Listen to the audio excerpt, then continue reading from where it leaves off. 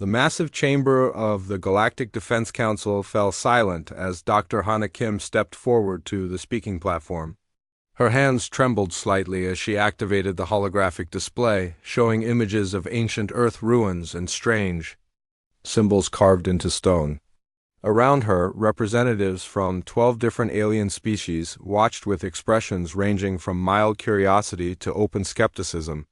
"Honored council members," Hana began, her voice echoing in the vast space. "What I am about to present will challenge everything we think we know about humanity's place in this galaxy." In the front row, Commander Taijin Park shifted uncomfortably in his seat. He had been Hana's research partner for 3 years, but now he avoided meeting her eyes. The political pressure from his superiors had been clear. Distance yourself from this madness or watch your career burn. Hana touched a control, and the hologram changed to show a detailed scan of what appeared to be a small reptilian creature. It was no bigger than a house cat, with iridescent scales that seemed to shift color in the light. Strange markings covered its body in patterns that matched the ancient symbols from the ruins. "This is Ember," Hana said. "I discovered it the deepest chamber of the Göbekli Tepe complex during our archaeological expedition last year. But Ember is not just an unusual earth animal. I believe it is a member of an ancient species that once shared a bond with early humanity." A rumbling sound filled the chamber as Warlord Crux of the Draknari hegemony leaned forward. His massive form was covered in chitinous armor, and his 4 eyes glowed with disdain. "Dr. Kim," his voice boomed through the translation device, "you waste the Council's time with fairy tales. Humans are a young species with no significant galactic history. This creature is nothing more than a genetic anomaly." Murmurs of agreement rippled through the alien delegates. The Helix Collective's representative, a tall being with crystalline features, spoke next. "Our bioscanners show no unusual energy signatures from this specimen. It appears to be a standard carbon-based life form with minor evolutionary adaptations." Hana felt her heart sink, but she pressed on. "The energy readings are subtle, yes, but they're there. More importantly, look at these symbols." The hologram shifted to show the carvings from the ruins alongside the markings on Ember's scales. They match perfectly. "This isn't coincidence." Dr. Minji Cho, the Council's chief xenobiologist and Hana's former mentor, stood up from her seat. Her expression was kind but firm. "Hana, I've examined your data thoroughly. While the symbolic similarities are interesting, they prove nothing. Pattern recognition is a common trait in many species. Humans are particularly prone to seeing connections where none exist." The words stung because Hana respected Minji more than anyone in the scientific community. They had worked together for years, and Minji had been like a mother to her after Hana's parents died in the colony wars, but now even she was turning away. "The genetic markers?" Hana said desperately. "Ember's DNA contains sequences that don't match any known Earth species. Some of the proteins in its cellular structure are unlike anything we've cataloged." Crux's laugh was like grinding metal. "Convergent evolution, random mutation. Your world is full of such anomalies. Do not mistake coincidence for cosmic significance." In the observation gallery above, civilian representatives from various human colonies watched the proceedings. Most looked embarrassed by their species' representative making such wild claims before the galaxy's most powerful beings. A few whispered among themselves, some shaking their heads in disappointment. Hana activated another hologram, this one, showing brain scans. "When I'm near Ember, my neural activity changes. Specifically, areas of my brain that govern spatial reasoning and pattern recognition become hyperactive. It's as if the creature is somehow enhancing my cognitive abilities." "Psychological placebo effect," Dr. Minji said sadly. "Hana, you've been isolated with this creature for months. Of course you feel a connection to it, but that doesn't make it alien technology or proof of ancient partnerships." The Council's AI moderator, a shimmering construct of light and sound, spoke in its emotionless voice. "Dr. Kim, without verifiable evidence of extraordinary capabilities or clear alien origin markers, The Council cannot authorize further research funding for this project. The current galactic situation requires resources be directed toward proven defense technologies. Hannah's throat tightened. She had known this was a possibility, but hearing it spoken aloud felt like a physical blow. Please, just give me more time, 6 months. I know I can prove what Ember really is. Taijin finally looked at her, and she saw regret in his eyes. But when he spoke, his voice was carefully neutral. Dr. Kim, while I respect your dedication to xenorchaeology, I must agree with the Council's assessment. The evidence presented today is insufficient to support such extraordinary claims. Perhaps it would be better to focus on more conventional research directions. The betrayal hit harder than all the alien dismissals combined. Taijin had seen the early data, had been excited about the possibilities. But career advancement meant more to him than scientific truth. Crux stood, his massive form casting shadows across the chamber. The Drachnary hegemony moves to formally censure this presentation as a waste of Council resources. Humanity already receives more than its share of research funding given its limited contributions to galactic defense. Several other delegates voiced agreement. Within minutes, the motion passed by a wide margin. Hannah felt the weight of failure settling on her shoulders like a heavy cloak. As the session ended and delegates began filing out, Dr. Minji approached the platform. Her expression was gentle but sad. Hannah, come back to the university. Work on something practical. Your career doesn't have to end here. Hannah looked down at the small carrier where Ember waited quietly. The creature's eyes seemed to glow with an inner light, and for a moment she could swear she felt something brush against her mind. A sense of patience, of waiting, of vast intelligence held in check. I can't abandon this, she whispered. I know what I saw in those ruins. I know what Ember is, even if I can't prove it yet. Minji sighed. Then, I'm sorry, but the university can't continue to support your research. Your funding is terminated effective immediately. As the chamber emptied, Hannah stood alone with her small companion. The galaxy had spoken, and it had found her wanting, but deep in her heart she knew the truth. Ember was not just an unusual animal. It was something far more significant, something that could change humanity's place in the galaxy forever. She just had to find a way to prove it before it was too late. 6 months after her humiliation before the Galactic Defense Council, Dr. Hana Kim stood on the observation deck of Research Station Omega, watching the twin suns of Kepler 442 be set behind jagged mountain peaks. The remote outpost had become her exile, a place where she could continue her work without the judgment of her former colleagues. The station housed 53 human colonists, mostly miners and their families who extracted rare minerals from the planet's crust. They tolerated Hana's presence because she helped maintain their medical equipment and communication systems. In return, they left her alone with her research, and her strange companion, Ember, had grown since their arrival. On Kepler 442, the creature was now the size of a medium dog, its scales shifting from deep blue to silver depending on the light. The markings on its body had become more pronounced, almost glowing at times when Hana wasn't looking directly at them. Another message from Earth, called Jasunam from the communication console.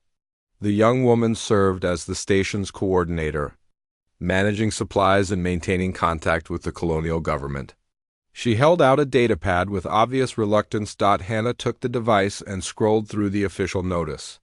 Her research credentials had been permanently revoked. The University of New Seoul had formally expelled her from the faculty. Worse, her brother Minho had sent a personal message asking her to stop embarrassing the family name. Bad news? Jisu asked gently. The usual, Hana replied, deleting the messages. How are the mining operations going? Jisu's expression darkened.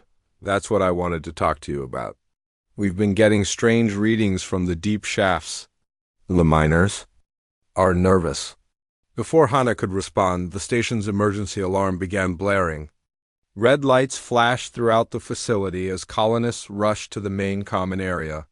The large display screen flickered to life, showing the face of General Wujin Seo, his expression grim beneath his military cap. Citizens of the outer colonies, the general began, I must inform you that the Draknari hegemony has launched coordinated attacks across 3 human sectors. The colonies of New Bazan, Jeju Station, and the entire Proxima settlement cluster are under assault. Gasps echoed through the room. New Bazan housed over 2 million people. Jeju Station was a major military outpost. If the Draknari were hitting targets that large, this wasn't a raid, it was war. The enemy is using new bioweapons, General. CO continued. Our conventional defenses are proving inadequate. All Outer Rim colonies are advised to prepare for possible evacuation. Military transports will be dispatched as soon as possible. The transmission ended, leaving the colonists in stunned silence. Children began crying. Adults whispered frantically to each other about family members in the affected systems. Jisoo grabbed Hannah's arm. We need to leave. Now, the transport schedules. Show the nearest military ship won't reach us for 3 weeks. 3 weeks might as well be 3 years, said Dae-sung-oh, the chief mining engineer. His weathered face was pale with worry. If the Draknari are using bioweapons, they can wipe out entire populations in days. Hana felt Ember brush against her leg. The creature had been restless all morning, making soft chittering sounds she had never heard before. Now it was looking toward the station's lower levels, toward the mining tunnels that stretched deep into the planet's crust.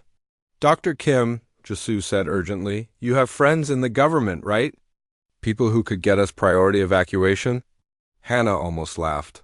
The government thinks I'm insane, remember? I have no influence anywhere. That night, while the colonists held emergency meetings about evacuation plans, Hana made her way to her small laboratory. Ember followed, its scales now definitely glowing with a soft inner light. The creature's behavior had become increasingly strange over the past few days. Her research equipment detected energy signatures that made no scientific sense. The readings suggested massive power sources deep beneath the planet's surface, but geological surveys had found nothing unusual in the planet's core. Ember suddenly stood rigid, its head tilted as if listening to something beyond human hearing. The creature's markings began pulsing in a slow, rhythmic pattern.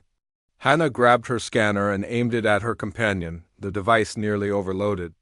Energy readings spiked beyond anything she had ever recorded. For just a moment, the scanner detected what appeared to be a massive electromagnetic pulse originating from Ember's small body. What are you? She whispered. Ember turned to look at her, and Hannah gasped. The creature's eyes were no longer the simple black dots she remembered. Instead, they glowed with swirling patterns of light that seemed to contain depths impossible for such a small organ. The lights in the laboratory flickered. Outside, she could hear confused shouts from the night shift miners. Then her communication console crackled to life with an automated distress signal. Mayday, Mayday. This is Captain Sang-yuk Lee of the cargo vessel Bright Star. We are under attack by unknown vessels. Repeat, we are under attack. They're not responding to hails. They're firing some kind of biological projectiles. Oh God, the hull is dissolving. Anyone receiving this, stay away from the Kepler system. Stay away. The transmission cut to static, Hana's blood ran cold. The Draknari had found them. A cargo ship meant they were less than 2 days out from the planet. The colonists had been debating evacuation procedures, but now there was no time. Ember made a sound unlike anything Hannah had heard from the creature before, a deep harmonic tone that seemed to vibrate through the station's metal walls. The lights flickered again, and for a moment she could swear she felt the entire planet shudder beneath her feet. She ran to the window and looked out at the mining complex. Deep in the tunnels, she could see flashes of light that shouldn't be there. The night shift miners were emerging from the shafts, their faces filled with confusion and fear. Jisoo, Hannah called over the intercom. Get everyone to the main common area, now. What's happening? Came the reply. Hannah looked down at Ember, whose entire body was now glowing with soft light. The creature was staring intently at the floor, as if it could see through the station's foundation to whatever lay beneath. I think, Hannah said slowly, we're about to find out what this planet really is. Outside, the mountain peaks were silhouetted against the star-filled sky. But deep below, something vast and ancient was beginning to stir, responding to signals that had traveled across the galaxy to reach this forgotten world. The war had come to Kepler 442b, but the Drachneri had no idea what they were really attacking. Part 3. The Drachneri warships descended from the sky like falling stars, their dark hulls gleaming in the morning light of Kepler 442b. Captain Sang-Yuk Lee watched from the colony's makeshift command center as his small defense force prepared for what everyone knew would be their final battle. 37 ships, reported Corporal Min-seok-young, his voice tight with fear. Bioweapon signatures confirmed. They're not even trying to hide what they're carrying. Lee gripped his plasma rifle tighter. He had fought the Drachneri before, on 3 different worlds. Each time, he had watched entire populations dissolve into nothing as alien bioweapons turned living tissue into gray sludge. His 12 soldiers and 43 civilian volunteers would last maybe 10 minutes against that kind of firepower. "Sir," Young called out, "they're launching drop pods. Estimated landing in 6 minutes. All units, fall back to the underground." "Tunnels," Lee ordered. "We make our stand in the mining complex. Maybe the rock will slow down their bioweapons." In her laboratory, Dr. Hana Kim felt the vibrations as the first Drachneri pods struck the planet's surface. Ember was now glowing so brightly that she had to squint to look at the creature directly. The markings on its scales pulsed in rapid patterns that hurt her eyes to follow. "Hana!" Jasu Nam burst through the door, carrying emergency supplies. "We have to go. The captain says the tunnels are our only chance." But Hana was staring at her instruments in amazement. The energy readings coming from beneath the station had increased 1,000-fold in the past hour. Whatever was down there was responding to the attack, growing stronger with each passing minute. "Look at this," she said, pointing to her scanner. "The power source isn't just big, it's huge. It extends for kilometers in every direction."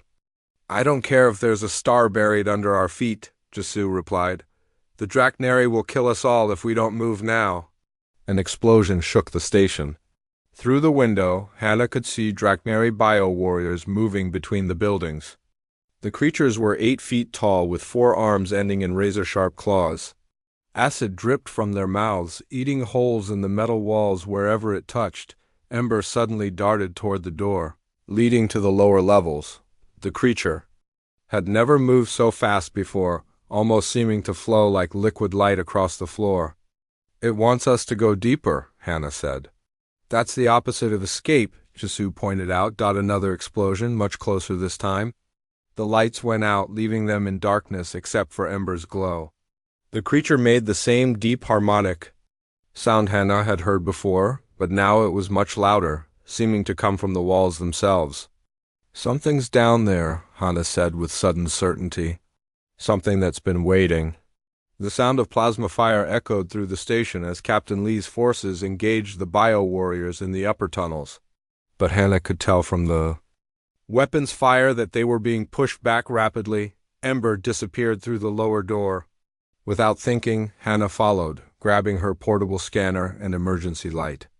Jasu cursed but came after them, sealing the door behind her. The maintenance tunnels led deeper into the planet than Hana had ever gone before. Her scanner showed they were descending at a steep angle, heading toward the massive energy source she had detected. The walls here were different, not carved by human tools, but worn smooth by something else entirely. "These tunnels are old," Jasu whispered, "really old. They were here before we arrived." Ember moved ahead of them with purpose, no longer the confused pet, but something with clear direction. The creature's glow provided enough light to see ancient symbols carved into the tunnel walls.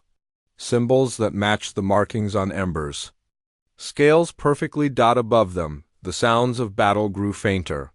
But Hana could hear new sounds, the heavy footsteps of bio-warriors searching the station, their acidic breath hissing as they hunted for survivors. The tunnel opened into a vast, underground chamber that took Hana's breath away. The space was enormous, easily the size of a sports stadium. The walls were covered in the glowing symbols, but these were not carved. They seemed to be part of the rock itself, pulsing with inner light. "My God!" Jisoo breathed. "What is this place?" Hannah's scanner was going crazy. The energy readings were off the charts, but they weren't coming from any single source. The entire chamber was alive with power, as if the rock itself was some kind of massive organic computer. Ember walked to the center of the chamber, where a raised platform held what looked like a control interface made of the same glowing stone. The creature placed one small paw on the surface, and immediately the entire chamber blazed with light. The symbols on the walls began moving, flowing like liquid fire in patterns that made Hannah's mind reel. She could feel something pressing against her thoughts, not hostile but vast beyond comprehension, ancient beyond measure. "What are you?" she asked aloud. The answer didn't come in words but in images that flooded her mind. She saw the planet, as it had been millions of years ago, not a dead rock but a living entity, one of many scattered across the galaxy. She saw humanity's ancestors, not on Earth but here, working alongside these planet beings in harmony. She saw the great sleeping that followed a cosmic disaster, the planet beings going dormant to survive while their human companions were scattered across the stars. She saw herself standing in this very chamber, fulfilling a destiny written in genetic code she had never understood. Above them, the sounds of battle suddenly changed. The plasma fire stopped. Instead, there were new sounds. Screaming in Drachnary voices, confusion, and something else. Something like the planet itself was moving. "Hannah!" Jisoo grabbed her arm. "What's happening up there?"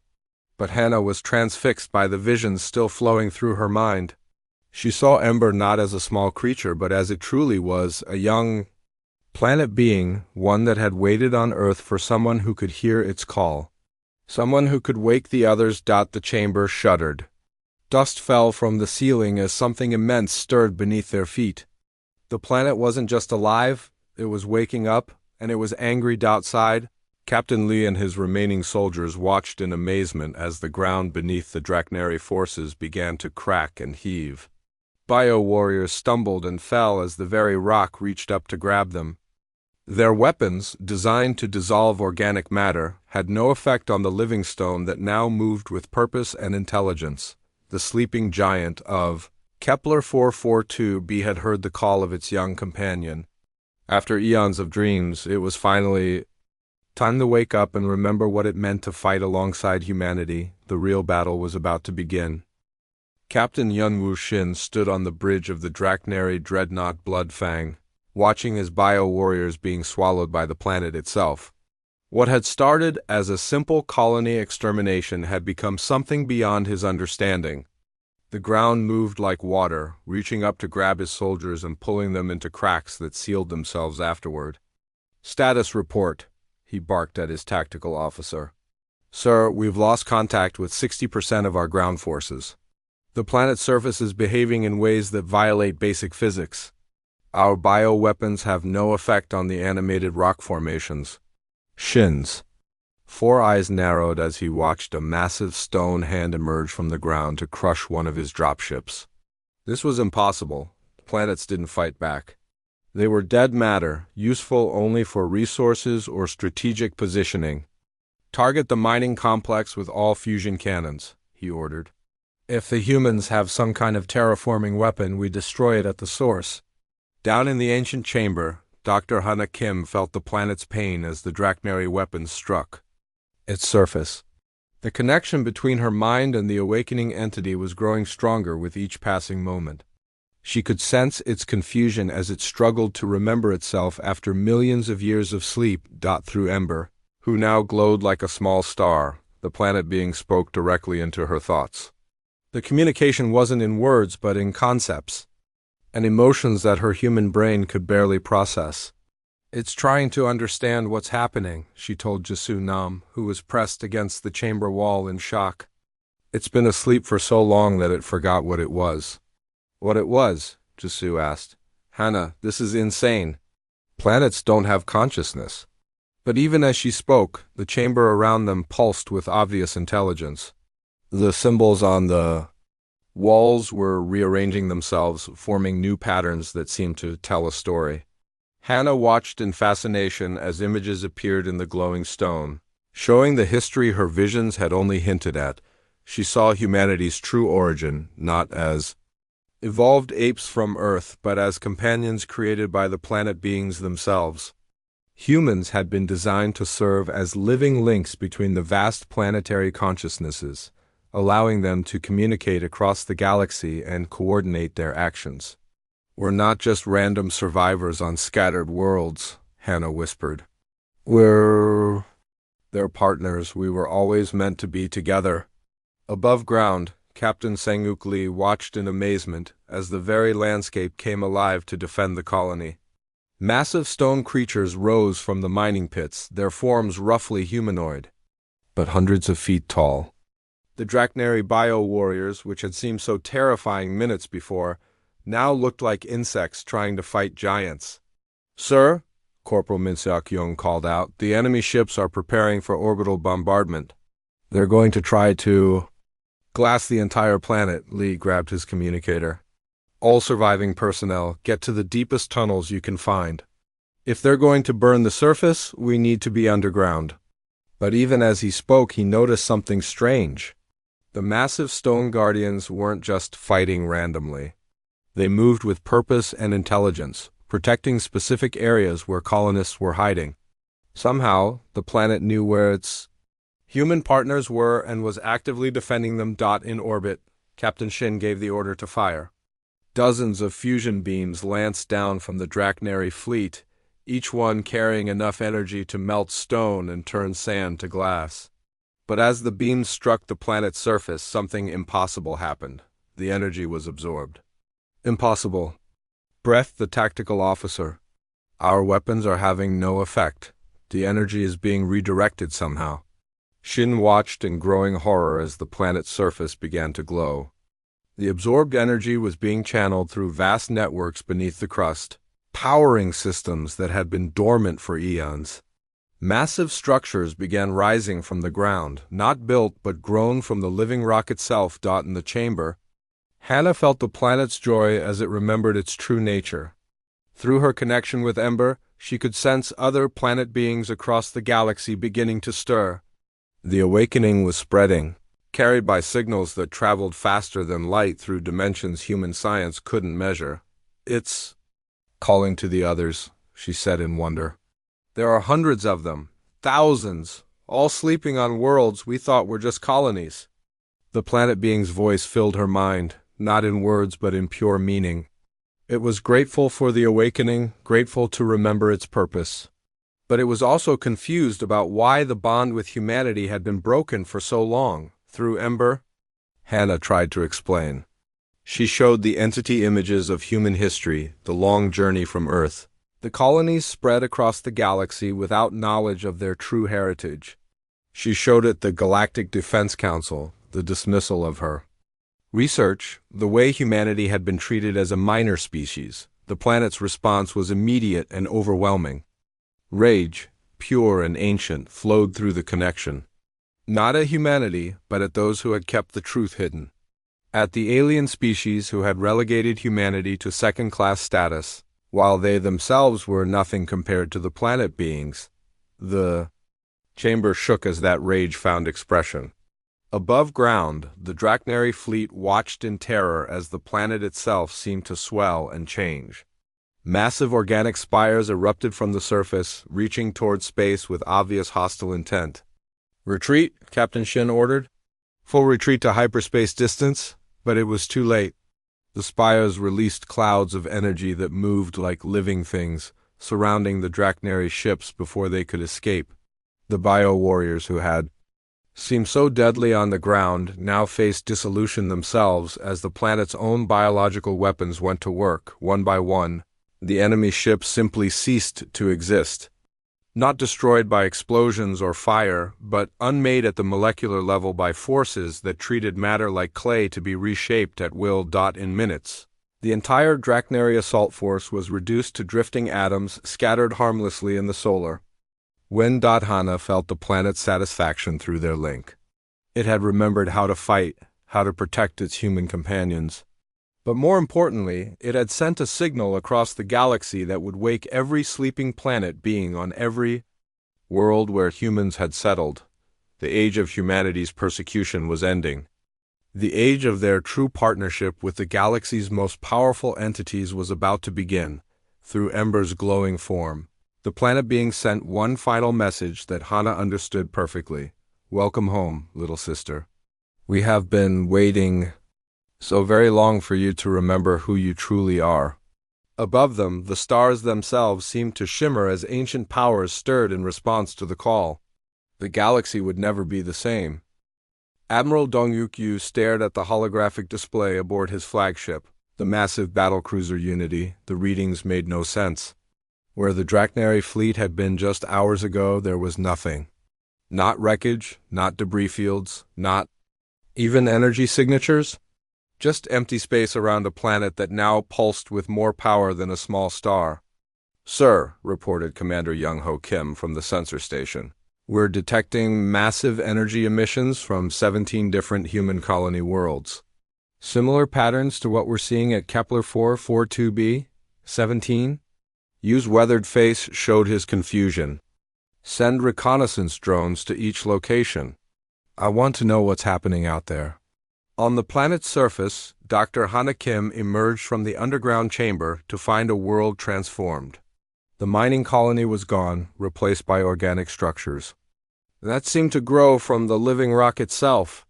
Spires of crystalline material stretched toward the sky, pulsing with the same inner light she had seen in the ancient symbols. Jasu Nam stood beside her, mouth open in amazement. It's beautiful, she whispered. But what happened to our homes? They're still here, Hannah replied, understanding flowing through her connection with Ember. Just changed, improved. The planet is giving us what we need. Captain Sang-Yuk Lee approached with his surviving soldiers. The military man looked exhausted but amazed. Dr. Kim, we've been trying to contact Fleet Command, but all our communications are being boosted somehow. We're receiving signals from across the galaxy. The signals were coming from other awakened worlds. As Hannah listened through the enhanced communication systems the planet had grown, she heard voices from dozens of human colonies, all telling the same story. Ancient entities, awakening, alien attackers being destroyed, humans suddenly finding themselves partnered with beings of incredible power. Dr. Sung-min Jung's voice crackled through the speakers from the scientific station on Kepler 186f. This is incredible. The entire planet is alive. It's been alive all along, just sleeping, and it knows us. It knows our genetic codes, our brain patterns. It's like it helped create us. From New Sejong came the excited report of Colony Administrator Yunbi Park. The agricultural yields have increased by 3,000% overnight. The planet is literally feeding us, growing exactly what we need. And the children, they're talking to something in the ground. On distant Tau Ceti Prime, General Hyosu Kwan reported the destruction of an entire Helix collective invasion force. They came with reality-warping weapons and dimensional bombs. The planet just looked at them and they stopped existing. Not destroyed, just unmade, like they had never been there at all. Aboard the Unity, Admiral Yu received reports that shattered everything he thought he knew about the galaxy. The Drachnary hegemony was in full retreat from all sectors. The Helix Collective had recalled their fleets. Even the normally aggressive Void Reapers were avoiding human space entirely. Sir, Commander Kim reported, we're receiving a priority transmission from the Galactic Defense Council. They're requesting immediate conference with human leadership. The same council that had dismissed Hana's research just months ago was now desperate to understand what had happened. But the power balance had shifted so dramatically that humanity no longer needed their approval for anything. On Kepler 442b, Hana felt the presence of other awakened planet beings through her connection with Ember. Each one was unique, with its own personality and abilities. Some specialized in matter manipulation, others in energy control. A few had mastered time and space itself, able to fold reality like origami, but all of them shared one thing, an unbreakable bond with humanity. They love us, she said to Jasu. In wonder, we're not just their partners, we're their children. They created us to be their voices in the galaxy, their hands to reach places they couldn't go. Through Ember, the planet being showed her visions of the galaxy as it truly was. Hundreds of worlds where humans lived, each one a sleeping giant waiting for the right signal to wake. The awakening was spreading faster now, carried by communication networks that operated outside normal spacetime. Ambassador Kyung-Soo Han of the peaceful Eternian Republic was the first alien leader to approach the transformed human colonies. His crystalline ship appeared in orbit around New Sol Prime, broadcasting surrender codes on all frequencies. Honored human partners, his message began. The Eternian Republic formally recognizes the restoration of the ancient bond. We seek peaceful relations with the awakened worlds and offer our full cooperation in establishing new galactic protocols. Other species were not so diplomatic. The Cardathi Empire massed their fleets at the edge of human space, declaring that no single species should possess such power. Their war declaration lasted exactly 7 minutes before 3 of their core worlds simply vanished, relocated to distant galaxies by planet beings who were tired of threats. Dr. Minji Cho, Hana's former mentor, sent a personal message that brought tears to her eyes. Hana, I was wrong. We were all wrong. The genetic evidence is undeniable now. Humans aren't from Earth originally. We're from everywhere and nowhere, created by intelligences we can barely comprehend. Your research wasn't crazy. It was the key to everything. Even Commander Taijin Park, who had abandoned her before the Council, transmitted an apology from his posting near the galactic core. I should have believed in you. I should have supported your work. The career I chose over friendship means nothing now. Humanity has transcended everything we thought possible. But the most significant contact came from an unexpected source. Deep in the galactic center, on a world thought to be uninhabitable, something vast and ancient stirred. The eldest of the planet beings, the one the others called the First Awakener, sent greetings across the void. Through Ember, Hana felt its presence like standing before an ocean of consciousness. This entity was older than most stars, had seen the birth and death of countless civilizations, and it was proud of what humanity had become during their long separation. Little ones, its mental voice was like music made of starlight, you have grown well in your time apart. Now comes the true test. The galaxy must learn to accept the new reality, or it must be changed to accommodate it. The implications were staggering. Humanity was no longer a minor species begging for recognition.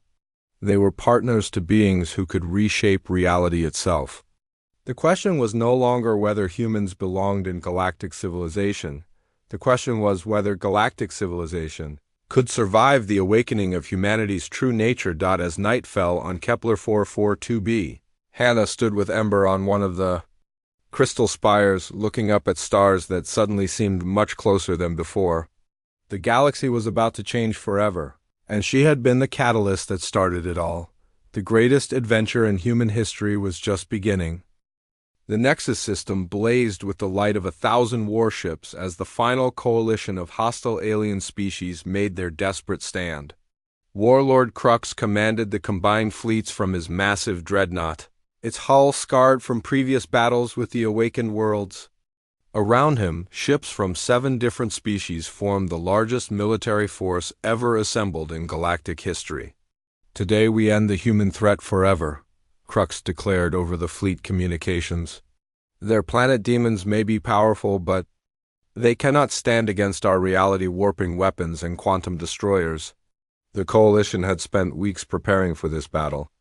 They brought devices that could unravel matter at the subatomic level, weapons that could erase targets from existence itself, and reality bombs, capable of rewriting the laws of physics in localized space, but they had never faced awakened planet beings. Before Dr. Hana Kim stood in the Crystal Command Center that had grown from the surface of Kepler 442b, watching the enemy fleet through sensors that existed in multiple dimensions simultaneously. Ember sat beside her, now grown to the size of a large horse, its scales shifting through colors that had no names in any human language. Through her mental link with the planet being, Hannah could sense dozens of other awakened worlds coordinating their response. The entities communicated through methods that bypassed normal spacetime, sharing information and tactical data at speeds that made light seem slow. "They're afraid," she said to Captain Sangyuk Lee, who had become the informal military liaison, "between the humans and their planetary partner. The aliens are terrified of what we represent. Can you blame them?" Lee replied, watching as space itself began to ripple around their planet. "Yesterday they were the dominant powers in the galaxy. Today they're insects looking up at giants." The battle began when the coalition forces fired their reality-warping weapons at the assembled human worlds. Beams of twisted energy that could unmake planets struck the awakened entities directly. For a moment, the alien commanders thought they had succeeded. Then the weapons simply stopped working. The planet beings absorbed the reality-warping energy and converted it into raw power for their own use. What should have been devastating attacks became fuel for their awakening systems. The quantum destroyers found their targets had simply stepped outside normal physics, existing in dimensions where the weapons couldn't reach them. Warlord Crux watched in growing horror as his most powerful weapons proved completely useless. "Impossible.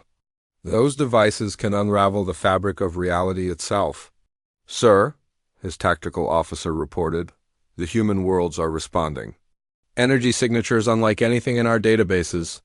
The response came not as conventional weapons, but as acts of creation so profound they defied understanding.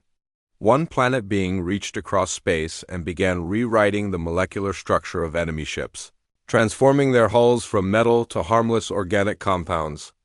Another folded spacetime itself, moving entire fleets to distant galaxies where they could cause no harm, but it was the eldest planet being, the first awakener from the galactic core, that provided the most devastating response.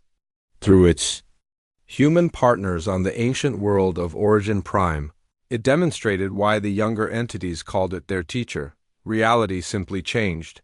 The laws of physics in the Nexus system were rewritten in real time. Gravity began flowing backward. Energy moved in spirals instead of straight lines. Matter became responsive to thought and intention rather than force. Admiral Dong-Uk-Yu, watching from his flagship at a safe distance, saw the enemy fleet begin to transform. Not destroyed, but changed into something beautiful and harmless. Warships became clouds of glowing particles that danced through space like cosmic butterflies.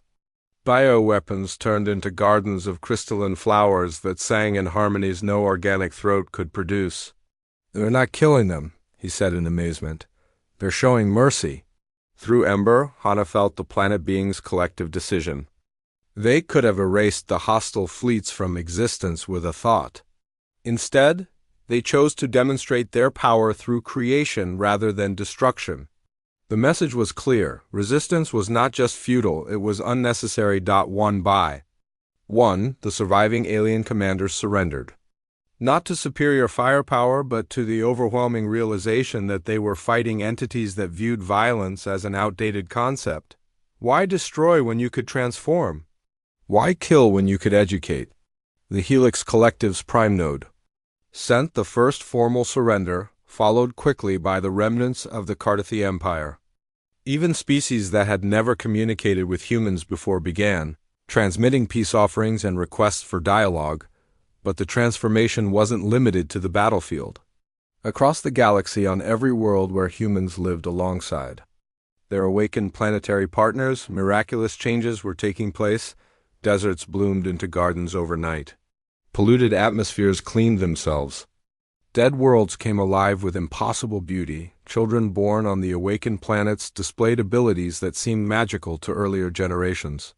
They could communicate directly with the planet beings, shape matter with their thoughts, and perceive dimensions of reality that adults couldn't imagine. They were the first generation of truly bonded humans, evolved beyond their parents' limitations. Dr. Minji Cho, now serving as humanity's chief xenobiologist in the new galactic order, transmitted her findings from the research station orbiting New Sol Prime. The genetic changes are accelerating. Human DNA is adapting to work more efficiently with the planet beings. We're becoming something new, something better than what we were before. 6 months after the Battle of Nexus, Dr. Hana Kim stood before the reformed Galactic Council in its new meeting place, a living structure grown from the cooperation of 12 different planet beings. The chamber itself was alive, its walls pulsing gently with bioluminescent patterns that helped translate concepts between species. The council was very different now. Humans held equal representation with all other species, but more importantly, the planet beings themselves had representatives. Massive organic interfaces allowed the ancient entities to participate directly in galactic governance. The age of conquest is over, Hana announced to the assembled delegates. The age of cooperation has begun. We offer partnership, not domination, growth, not destruction. The planet beings remember a time when all species worked together across the galaxy. They're willing to help us build that future again. Ambassador Kyung-Soo-han of the Eternian Republic spoke for many when he replied, "Humanity has shown us that power and wisdom can coexist. We accept your offer of partnership and look forward to learning from the awakened worlds." Not all species joined immediately. Some retreated to distant galaxies, unwilling to accept the new reality. Others chose isolation, content to watch from afar as the galaxy transformed around them.